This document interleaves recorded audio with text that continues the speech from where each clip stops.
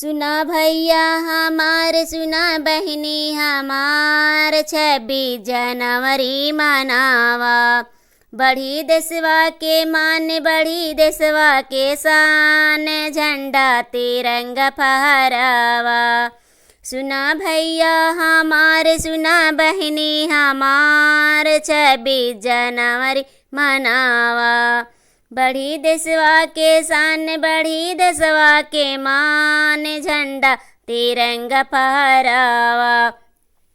देशवा के खातिर वीरों लड़ले लड़ाई, फांसी पे चढ़ के आज़ादी दिलाई। देशवा के खातिर वीरों लड़ले लड़ाई, फांसी पे चढ़ के आज़ादी दिलाई। करा उनके गुणगान, करा उनके गुणगान, झंडा तिरंगा फहरावा। करा उनको सम्मान, करा उनके सम्मान, झंडा तिरंगा फहरावा।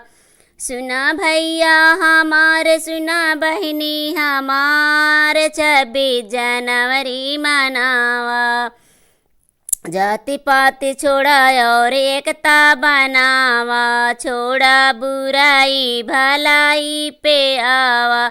जाति पाति छोड़ा और एकता बनावा, छोड़ा बुराई भलाई पे आवा। बढ़ी देशवा के मान, बढ़ी देशवा के शान, झंडा तिरंगा फहरावा। बढ़ी देशवा के मान, बढ़ी देशवा के शान, झंडा तिरंगा फहरावा। सुना भैया हमार, सुना बहनी हमार, 26 जनवरी मनावा।